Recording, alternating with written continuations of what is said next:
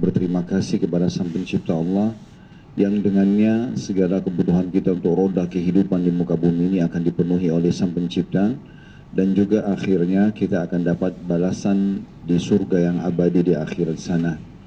Oleh karena itu jadilah orang yang selalu membasahi lidah dan bibirnya dengan kalimat Alhamdulillah. Selanjutnya kita panjatkan salam hormat kita kepada utusan Allah Nabi besar Muhammad sallallahu alaihi wasallam, sebagaimana Allah telah perintahkan kita untuk mengucapkan salam hormat tersebut, dan tentunya sebagai balas jasa 23 tahun dari masa hidup beliau semuanya digunakan untuk agama ini. 13 tahun fase Mekah semuanya dengan hinaan, cacian, dan puncaknya diusir dari kampung halamannya Mekah. Kemudian 10 tahun fase penyempurnaan agama ini yang akhirnya sampai kepada kita. Nah, pada kesempatan ini Bapak Ibu sekalian, kita akan masuk ke faktor ketiga. Dan ini sebuah resep yang sederhana sekali, namun sayang kalau disia-siakan. Allah Subhanahu wa Ta'ala menjadikan ini sebagai senjata orang-orang beriman.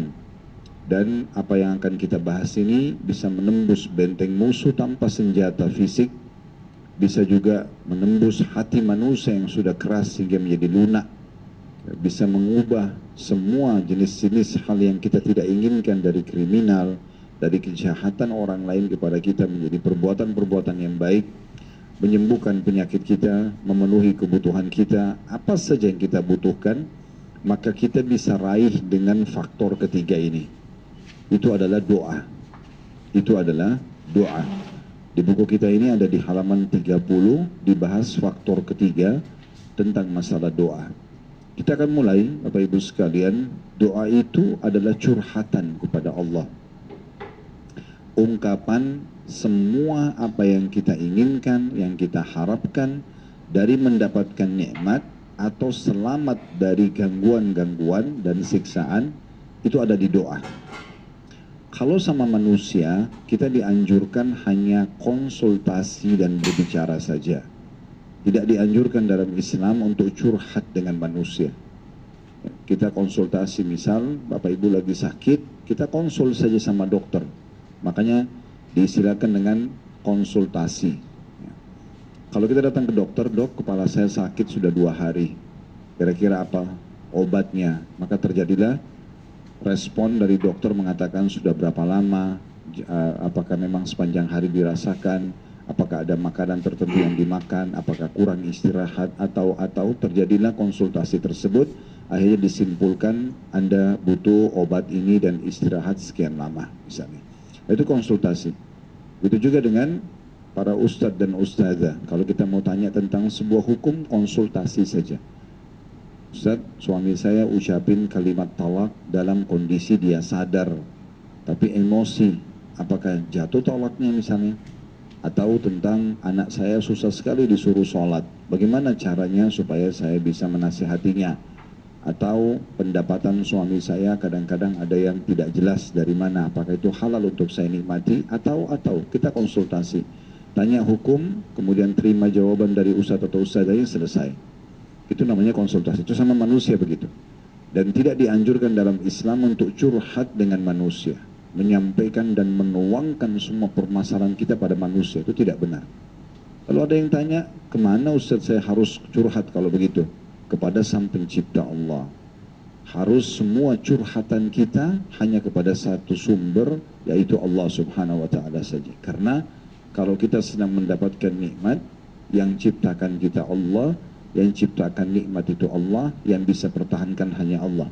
Kalau kita sedang hadapi masalah, yang ciptakan kita Allah, yang ciptakan permasalahan itu, penyakit kah atau yang lainnya adalah Allah, yang bisa memberikan jalan keluar hanya Allah saja. Inilah yang dibahasakan oleh Nabi SAW. Kalau kalian minta kepada Allah, mintalah maksimal.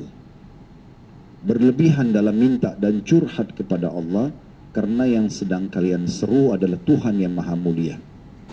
Dan juga Aisyah berkata radhiyallahu anha, kalau kalian minta kepada Tuhan kalian, mintalah segala sesuatunya, manjalah padanya sampai tali sendal kalian.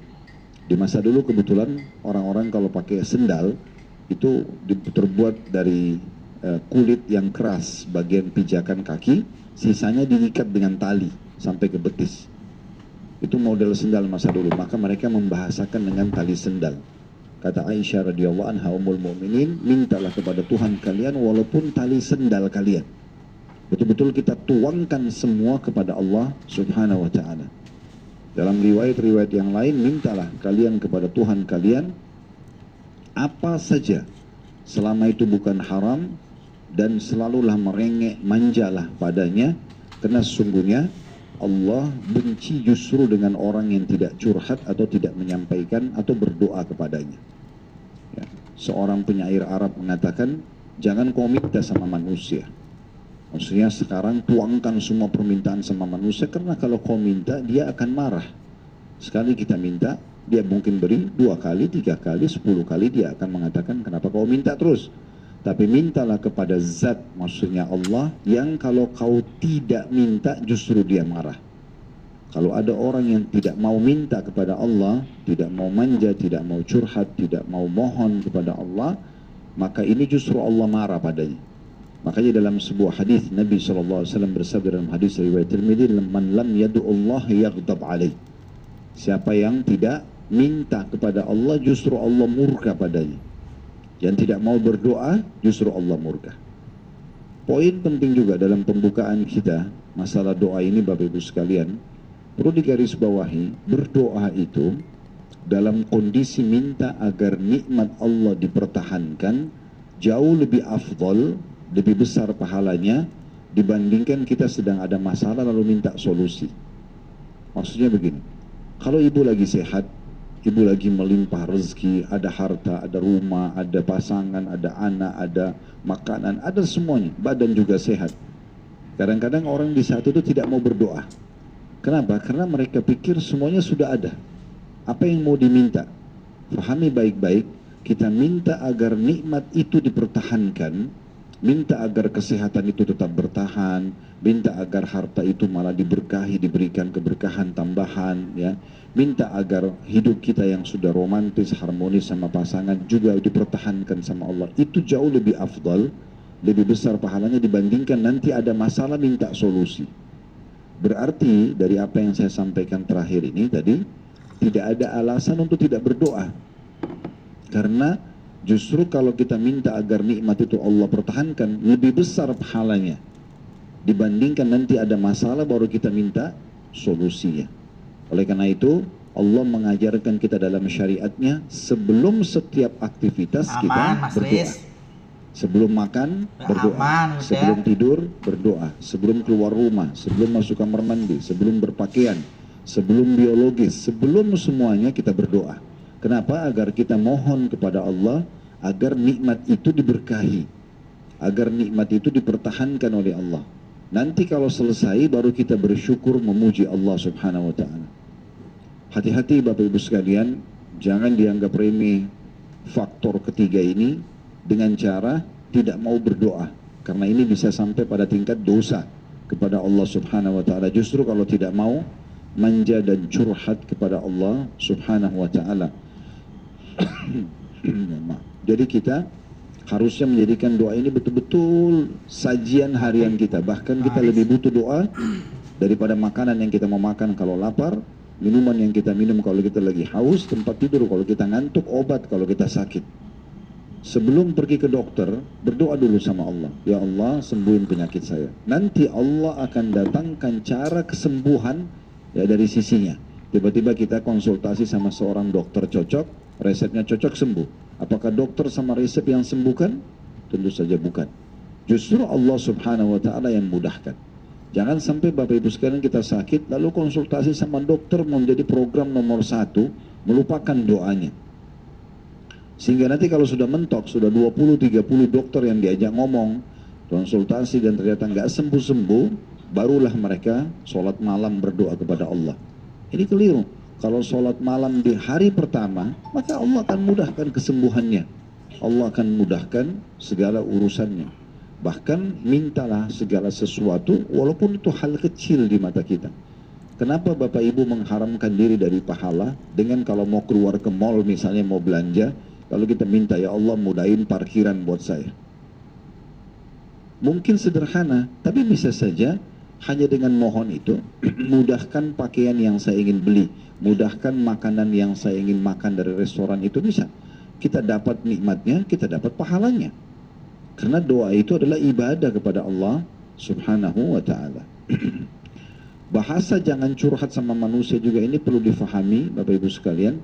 Kata sebagian ulama, kalau seandainya yang kita ajak ngomong ini, yang kita curhati, orang yang mencintai kita, seperti kedua orang tua kita misalnya, kita tuangkan nih kepada dia, saya masalah begini, saya masalah begitu. Sebenarnya kita sedang membuat mereka sedih. Sebenarnya kita sedang membuat datang curhat, dia sampaikan ya kepada kedua orang tuanya, suami saya begini, istri saya begini, segala macam dituangkan, orang tuanya kepikiran. Mau nggak mau, karena mereka mencintai kita. Pada saat mereka kepikiran, dan ternyata si suami istri yang ribut tadi sudah baikan, mereka nggak datang menyampaikan ke orang tuanya lagi, oh kami sudah baikan. Mereka tiba-tiba sudah baikan, sementara orang tuanya terus kepikiran. Ini bisa masuk ke bab durhaka pada orang tua, karena membuat mereka terbebani secara pikiran. Ya, makin kita tidak bebankan sama manusia, makin bagus. Yakinlah Bapak Ibu sekalian, puncak doa seseorang hamba adalah bagaimana justru dia selalu melibatkan Tuhannya Allah Subhanahu wa ta'ala dalam setiap keadaan dia. Dia manja, dia merengek, dia mohon kepada Tuhannya, maka itu akan sangat baik. Kalau yang kita sedang ajak bicara ini bukan orang yang mencintai kita, seperti misalnya teman baru kita kenalan, kita sudah curhat dengan dia. Sekarang dia tahu permasalahan kita, maka ini setiap saat bisa menjadi musuh kita. Setiap saat dia bisa menjadikan apa yang kita tuangkan dan kita sampaikan kepada dia menjadi senjata. Karena dia sudah tahu kekurangan kita. Maka tidak ada manfaatnya untuk curhat dengan manusia.